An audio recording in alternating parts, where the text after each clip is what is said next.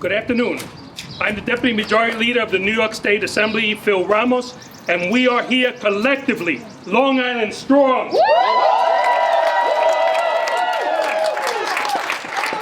I am joined by my colleagues in the legislature, Assemblywoman Mikaela Salaj, Senator Kevin Thomas,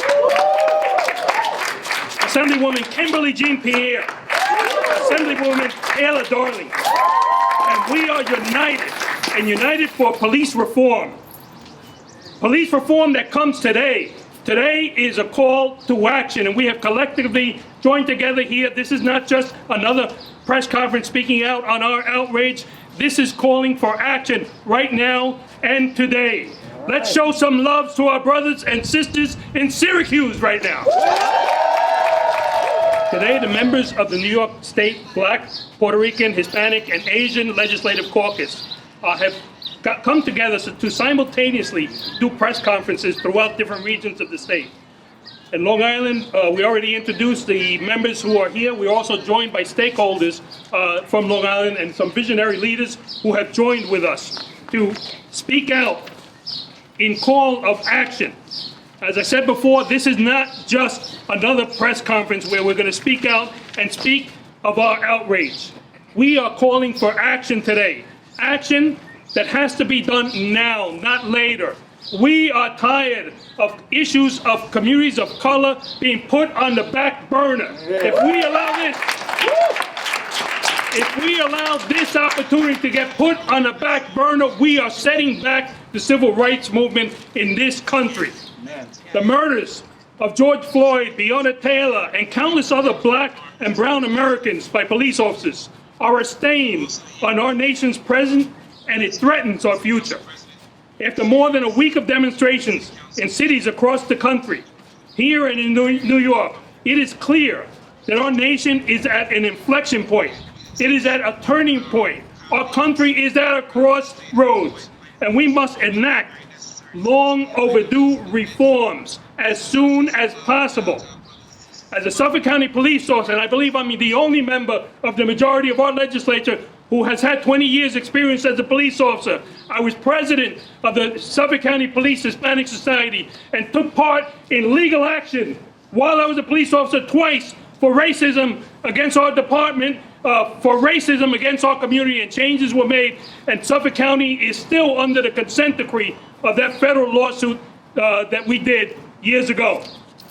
So it is with that knowledge, with that experience, that I say that we have a list of bills that have to be passed. Some of them deal with the big issues. These are things that we have been fighting for years to get done.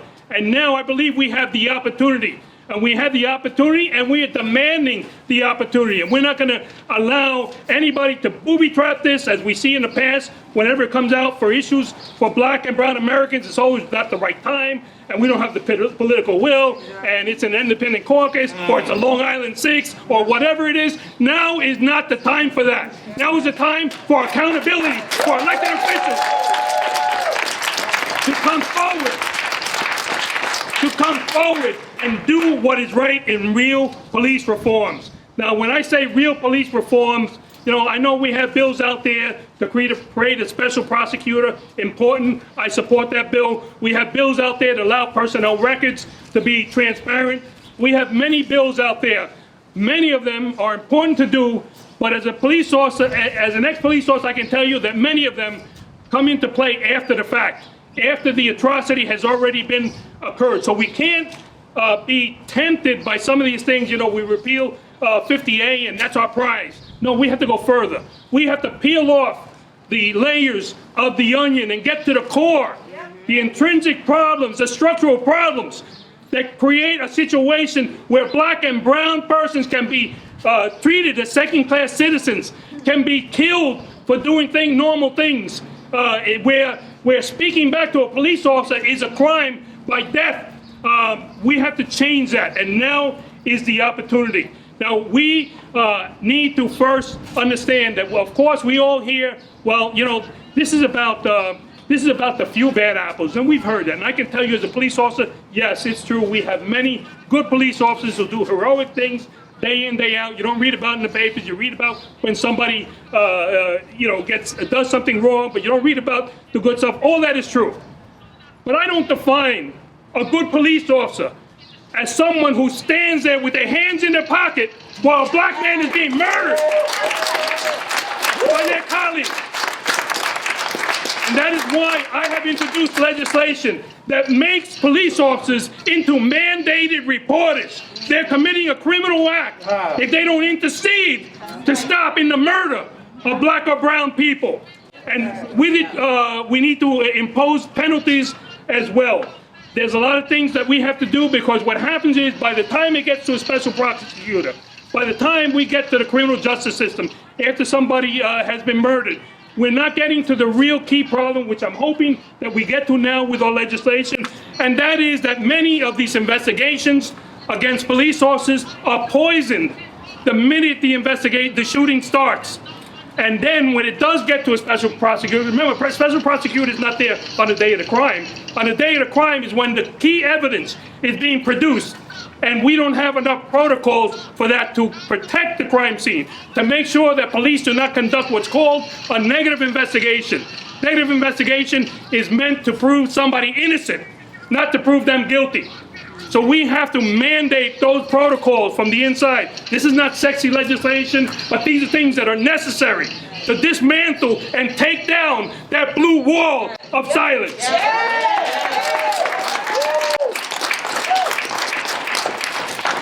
At this time, I would like to call up one of our colleagues. I'm glad he has joined us today to join in this effort. His name is Senator Kevin Thomas. Good afternoon, everyone, and thank you, Assemblymember Ramos, for your words. I am Senator Kevin Thomas, and I represent the 6th Senatorial District. I am Senator Kevin Thomas, and I represent the 6th Senatorial District here in Nassau County. I am proud to stand today with my colleagues in the legislature, the NAACP, and community leaders in honoring the memory of George Floyd, and may he rest in peace. What has happened over the last several weeks have put many challenges we face as a community, as a nation, under the spotlight. While these weeks have been painful and fearful, they have also given us an opportunity, the opportunity to work together, take on those challenges, and make lasting change. Some of you might not know this about me. I was a former civil rights attorney and an appointee of the U.S. Commission on Civil Rights to the New York State Advisory Committee. And we held hearings on police accountability a couple of years ago and published a report about it. I strongly believe that effective policing requires community trust, which in turn requires effective accountability structures. If police officers and courts exist to enforce the law when it's violated, the standards of conduct must be enforced against police officers as well. Yeah.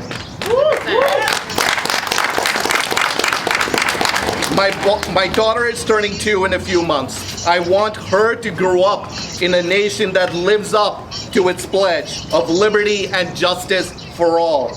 Every child in our community deserves to grow and thrive, to reach their fullest potential, free from fear of being treated differently due to the color of their skin, or where they came from, or what languages they speak, or what they believe.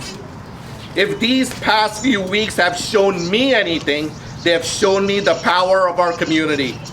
I have seen Long Islanders of all backgrounds and beliefs come together to support one another in one of the most stressful times in recent history. What I have seen in these past weeks, even these past few years, has given me hope that together we can make lasting change.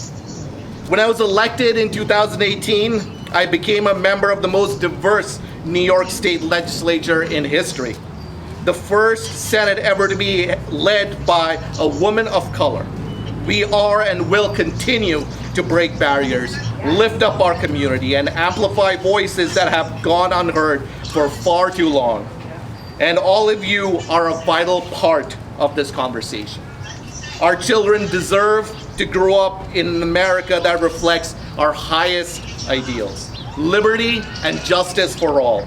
Now let's make it happen together. God bless you all.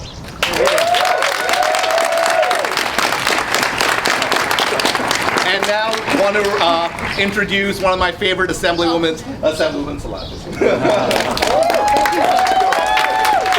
My favorite senator as well. What are we here for? Justice! What are we here for? Justice! I need to be louder. What are we here for? Justice! Thank you. Once again, my name is Assemblywoman Mikaela Salaj. I am a mother of a young black boy. And it pains me. It pains me to think that one day he walked out the door and he might not return. And not by the hands of an accident, but by the hands of a police officer. It hurts me to know that we all in this great country do not have access to peace, justice, and liberty.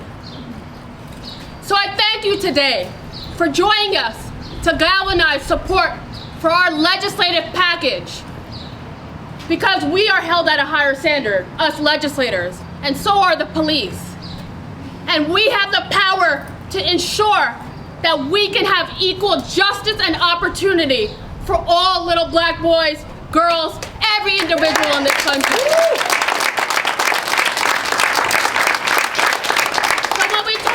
Legislative package, we talk about a framework for policies aimed at rebuilding relationships between law enforcement and citizens. And it's a shame that we have to legislate that. The most important lesson I have learned is the value of life. We have asked ourselves, what do we value? And I say we value black lives. Sometimes we may fall into the trap of dehumanizing people with labels and stereotypes, which then makes us feel acceptable if we take away their lives. But that is not justice. The notion that any person has to prove their humanity is disgusting. Disgusting. We have nothing to prove. We deserve accountability. And unfortunately, history has shown us that we cannot simply accept these institutional rights, that we have to take it. That's right. Yes. We have to be united together. So we gather here today to put our teeth behind our demands for accountability, our demands for increased transparency, and our demands for dignity. True justice means that regardless of your social economic status, the type of music you listen to, the clothes that you wear, how you wear them, that your life is worthy. We do not have to wait for some people of color to lose their life. And let me take a moment to say their names, some of their names, because it's insane that it's so many.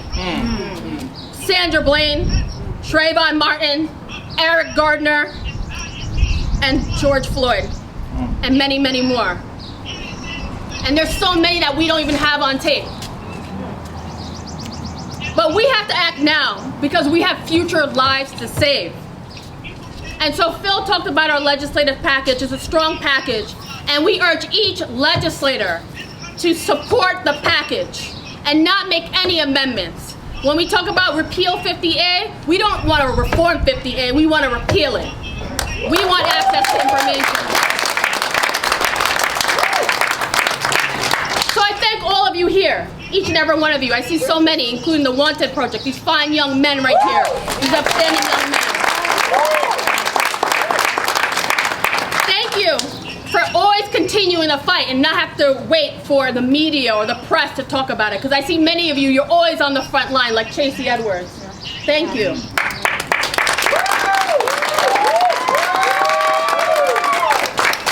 So today we advocate, tomorrow we legislate.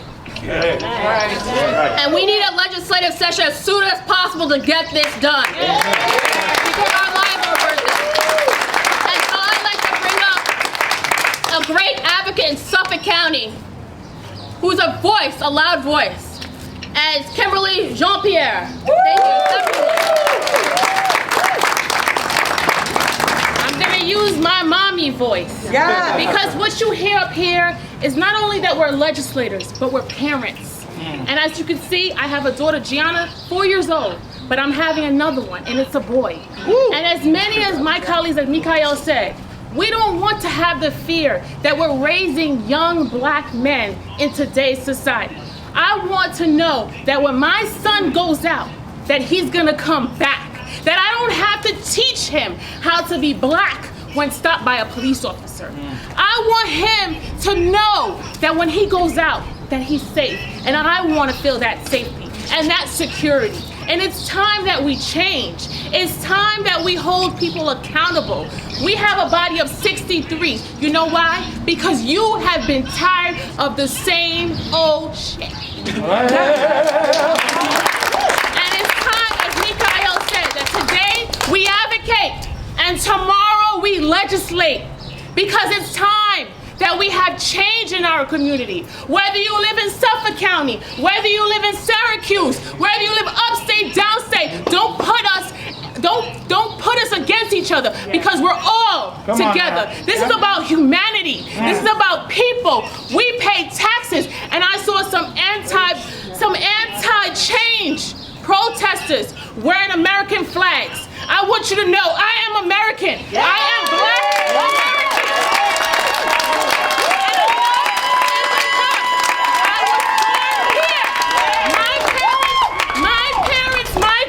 From the shithole country that you call Trump, Haiti, which I'm sure many of us rather be on the beach in Haiti right now.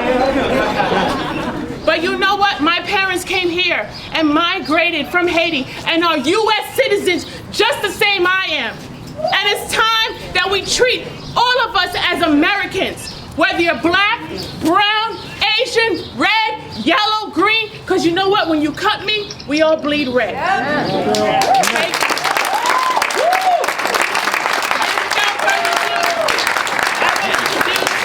One of our new energetic queens, because that's what we are, ladies. We are queens. Taylor, darling.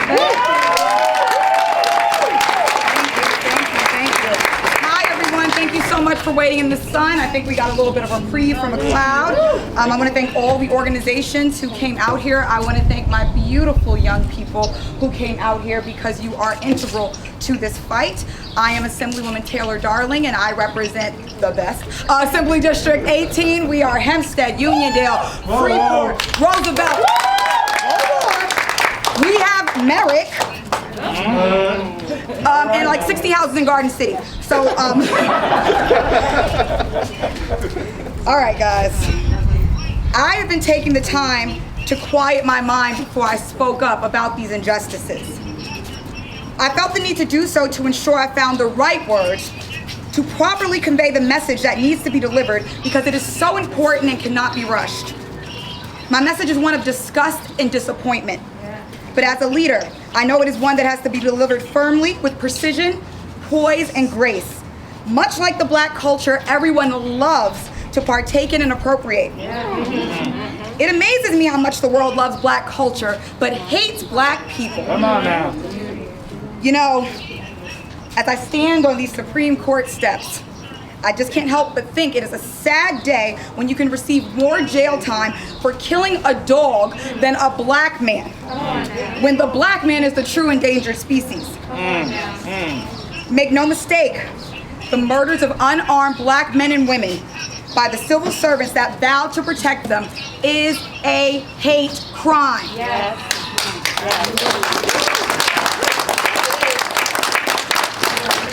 Now, I personally know wonderful police officers, and I know that there are more good than bad. But in a position like this, there can be no bad. There can be no bad apples. Yes. I took this position to fight these injustices, and so can you. And this is exactly why I'm happy my young people are here. I encourage my young women and men of color to become police officers. People, you have to be the change that you wish to see. You have to fight systematic oppression from the inside. For too long, African Americans have been labeled second-class citizens in a country that they built for free.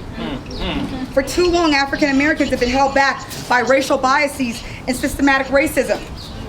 for too long, African American mothers and fathers have had to bury their murdered children only to see the murderers go free. And it won't be tolerated any longer. We need to apply unified and organized pressure to bring about the measurable change that we need to see. And I'm going to say that one more time, because we're speaking a lot about how we feel and what's happening, and this legislation is amazing. But all of you here, we need to apply unified and organized pressure to bring about the measurable change that we want to see, because it works. It does work. Today's the day that we have to stand up and do what's right. These days ahead are the days we overcome by standing up to social injustices everywhere. Because until all of us are free, none of us are free.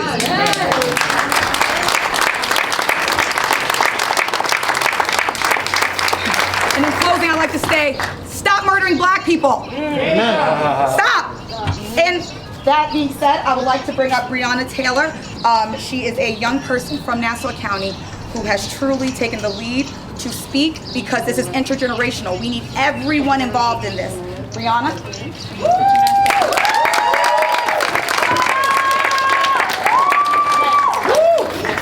Good afternoon, everyone. I'd like to thank Assemblywoman Taylor Darling for giving me the opportunity to be a youth representative for her and for giving me this platform today. First, I want to speak to the power of pressure. Yesterday, it was announced that every officer involved in George Floyd's murder has been arrested, and the officer who has laid his knee on his neck his charge has been upgraded to second degree, which was the degree that should have been implied in the first place. But there is power in public pressure. There is power in numbers of us that come and speak out and speak against the injustices that Black and brown youth are facing every day. I want to be able to walk out of my home and come back to my family. I want young men in my community that are here today to be able to walk out of their homes and walk back to their families, to walk across the stage at their graduations. I'm a senior, and I have the opportunity to walk across and graduate this year. Many of my Black brothers and sisters don't have that. I want our work to not end once these names stop trending. I want our activism and our fight to be holistic. It has to go beyond criminal justice reform. It has to enter into the education realm.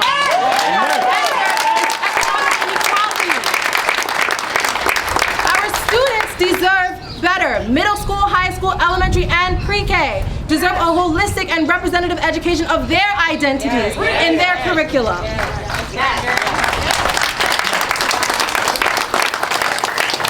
There is power in our numbers and power in our speech, and I encourage you to use those past the time of trending names and numbers and statistics. Our voices matter, our lives and our bodies matter.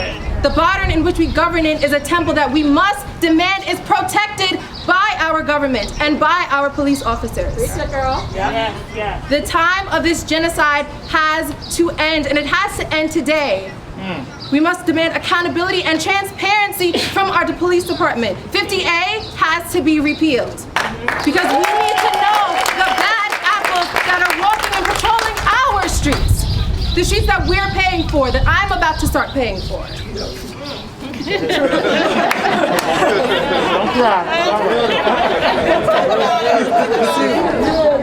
So I thank you again for giving me the opportunity to speak and for hearing and uplifting my voice. When I come back from school that I'm attending, I will continue this fight, and I hope that you all will continue the fight as well. Thank you.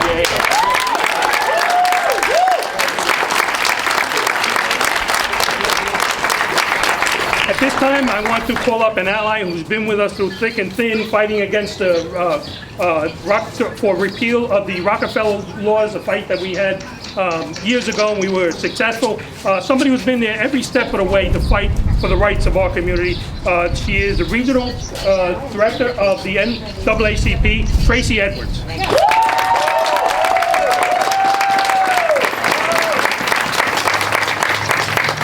Thank you. And I am joined here with representatives of the NAACP from the state and from Long Island. I do stand here as the regional director for Long Island, but I also stand here as a wife of a Black man. of a mother of Black sons, of a grandmother of a Black child, and a daughter of a Black police officer. This is not an us against them. This is about policy change. This is about process. I want to explain it in very different terms. If you are working at your job and a customer makes a complaint about you, isn't it appropriate to be able to find out if you have had other complaints in the past? Is it your first one? Is it your third one? Is it your 10th one? That's what the repeal is about. It is not about disclosing police officers' addresses. It is not about disclosing their names. If you are making a complaint, you already have their badge number. You already have their name. It's written on their shirt. Let us not get distracted to hear what this is not about. We need policy change. We need laws enacted. And we need the elected officials who we voted for to stand up for us today. Today.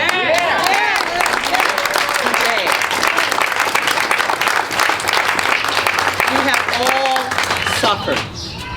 We are wearing masks. Our life has changed, but we are living. Today, they are burying George. It's not acceptable.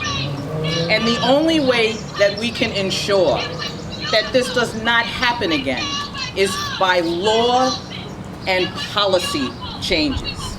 We only have one senator here.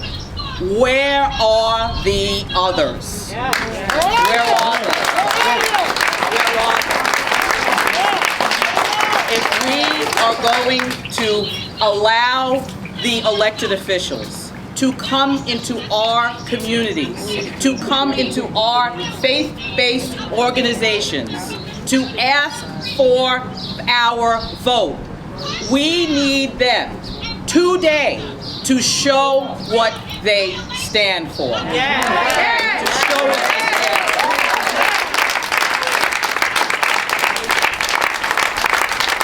I wear this proudly every day. My father was the first African American police detective. He has passed on, but I am confident that he is standing here with me today to say, this is not about the police.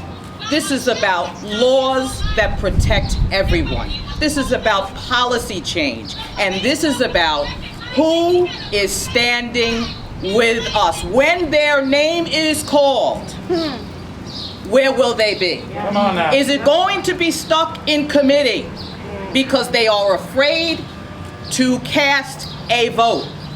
We have a call of action that is needed. We need all of you to contact your senators and ask them very clearly, where will they be when their name is called? Thank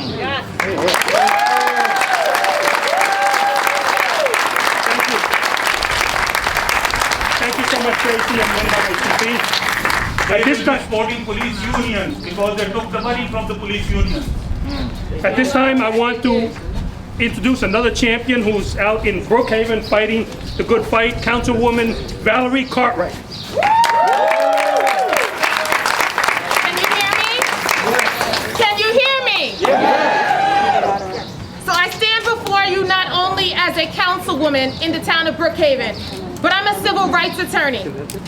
And I am tired of having to talk to my clients and tell them that they still can't read the contents of the internal affairs report related to their deceased child or their deceased brother and sister. I am tired of consoling people because their son or their daughter was the subject of police brutality. Where is the accountability? Where is the accountability? I stand here proudly with my colleagues in government saying thank you for being courageous, stepping up and answering the nationwide cry for justice. When our government, our federal government fails us, our states must step in. And that is what's happening here. Our caucus is saying enough is enough. Have you not heard our cries? Have you not heard the cries of the white people? Have you not heard the cries of the black people? Our communities are coming together like never before to say enough is enough. We are at a point in our nation where we must stand strong and say that we must move forward. There's no more time for delay.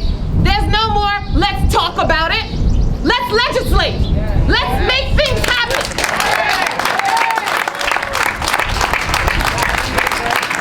As a black woman who have black men in my life, I recognize how important it is to make sure that we have equality and justice for all. The fact that I'm an elected official does not shield me from racism or discrimination. The fact that I have a title with my name doesn't make my husband protected when he goes out, when he's pulled over by the police officers. The reality of the situation is the system must change. It's broken. It is broken and we must fix it, and we're starting here today.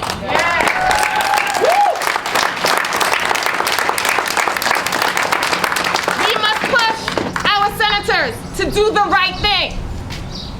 It is time for there to be accountability and transparency. There is no reason why we, as community members who pay the salary of our police officers, should not know if they've had disciplinary action, and they are one of those rogue police officers that are out of control. Now, they are sworn to protect and serve us, and the majority of them do.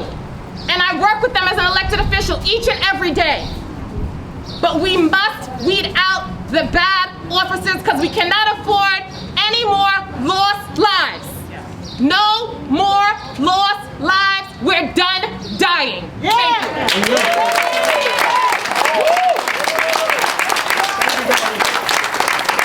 Thank you so much.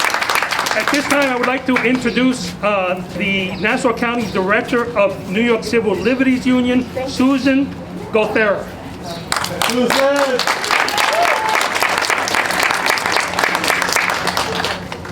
Good afternoon. My name is Susan Godera. I'm the director of the New York Civil Liberties Union in Nassau County. It's an honor to be standing here today with members of the New York State Legislature, finally to be talking about some badly needed police reform. It's also tragic that it's taken us so long to get here, because this has been going on for a very long time, and it's not just about police reform. It's about centuries-old systems of oppression. It's about here on Long Island, one of the most segregated regions in the country, about Robert Moses, who built overpasses on highways so city buses could not fit under them. It's about Levittown housing with intentional policies at its creation to keep black and brown communities out. It's about the intentional policies through the decades that decimated neighborhoods, redlined, gerrymandered, and underfunded educational systems. It's about a criminal justice system that morphed a slavery system into an incarceration system. All these threads fit together, and it's about policing, the institution that represents and wields the power of the state and has the capacity to save lives and to take lives. Here in Nassau County alone, we have over 25 individual departments, including auxiliary departments, and the Nassau County Police Department. So I ask you, how is it possible that there are few, if any, laws requiring them to collect and report data out to the public? How is it that there are no governing bodies that ask them to collect and report on their use of force, incidences, and deaths? And how is it that black and brown communities are repeatedly over-policed, are confronted every day with the standard of guilty until proven innocent, And yet the police can legally hide their records of misconduct. In 2015, the New York Civil Liberties Union foiled 23 police departments around New York State, asking for records on their stops and arrests for low-level offenses. Nassau County Police Department was one of them. NYCLU had to appeal 3 times to get the information, and then never totally got the information because they don't have the information.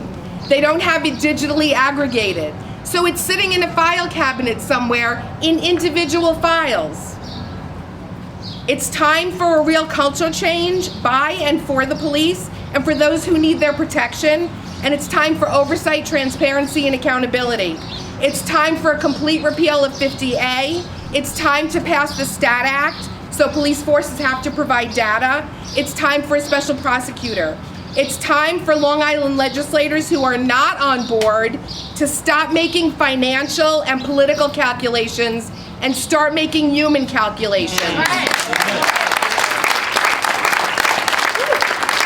let me say this about the senators. If you are out marching with protesters, you better be in legislating tomorrow. That's right.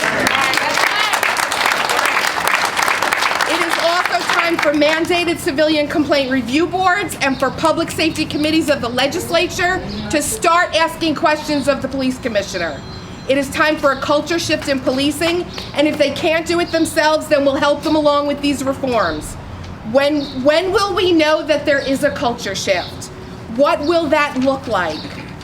When they welcome oversight and they volunteer transparency and accountability. That's what a culture shift will look like.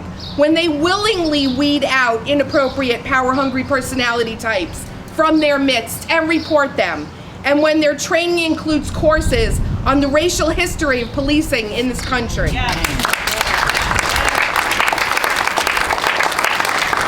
Policing institutions who have nothing to hide will welcome these new laws, which will also help to raise up those within their ranks who put their lives on the line every day.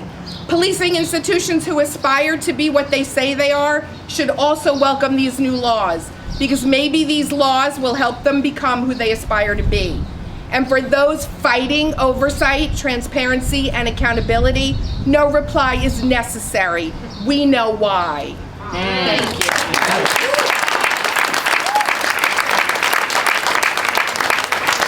I'd like to introduce Reverend Kimberly Clemens Jones, who would like to. She is from another visionary leader from Long Island who has also fought the good fight. Please join us. I'd like for the boys at the Wanted Project to come over, and my partner, Minister Phil, who helps run it. Thank you for the invitation today. I stand before you today representing the Valley Stream Presbyterian Church and the Wanted Project, a mentoring program for young men of color. In the Christian tradition, we have a text that says, love the Lord your God with all your heart, with all your soul, and with all your mind. This is the first and great commandment, and the second is like it, love your neighbor as yourself. We have obviously not seen this truth lived out in the world or even in our own communities. In our mentoring program, we seek to dispel the terrible reputation that has been placed on people of color, especially boys and men. When America tells our boys they are undeserving, we tell them that they are worthy. Amen. When America tells them that they are unreliable, we say that they are accountable. Amen. When the community in which they live names them as thieves, we tell them they have a great name. When the world says they are ungrateful, lazy, or otherwise, and undetermined, we tell them they are thankful, empowered, and determined. We stand together today to say that Black people and other communities of color are worth living long and fruitful lives and do not deserve to be killed on the streets or in our homes while jogging or even sitting in our cars.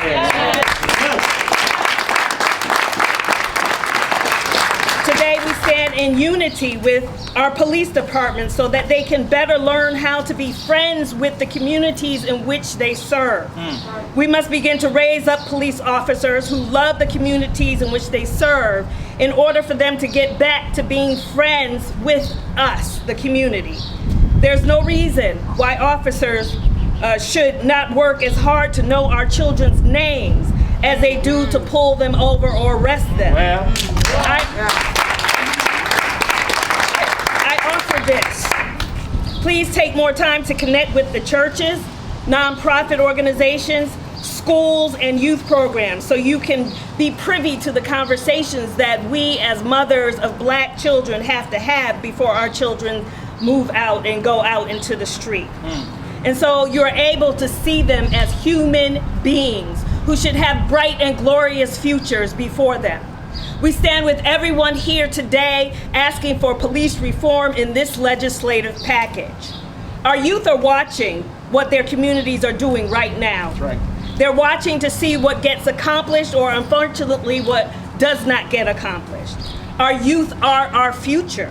They will be the ones running this world in just a few years. These same youth who are yelling, "I can't breathe," will be the ones to make the world a better place for all human beings. So let's start now.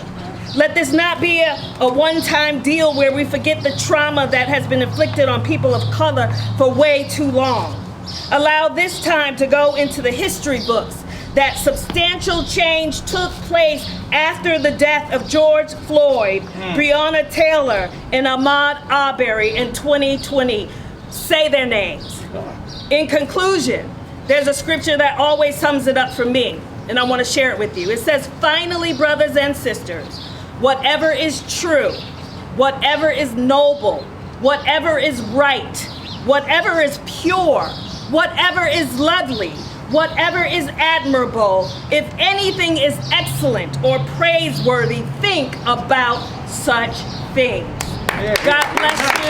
And God bless all of you. Thank you. Thank you. God bless you, Reverend. At this time, I'd like to call up a young lady from the Long Island Progressive Coalition, Nia Adams. Yes, Good afternoon, everybody. My name is Nia Adams. I'm a community organizer with the Long Island Progressive Coalition. We are here today in solidarity with communities across the globe for justice for George Floyd, justice for Breonna Taylor, and justice for all Black lives stolen by police brutality. We are standing here in Long Island where just this past December, police officers brutalized a Black man by the name of Akbar Rogers in Freeport. None of those officers were charged and they're still policing that community. It's not okay. We are standing here on stolen indigenous land and there has been an attack on Black lives since 1619. The time for justice is overdue. At the barest of minimum, accountability looks like the state passing the repeal of 50A and the rest of the Safer New York package. However, ultimately it really looks like examining the budget of law enforcement, defunding the police, and reinvesting in our communities because we keep us safe. And I'm here to remind you that today and tomorrow and every day, Black lives matter. Thank you. Thank you. Please, big round of applause to all our speakers.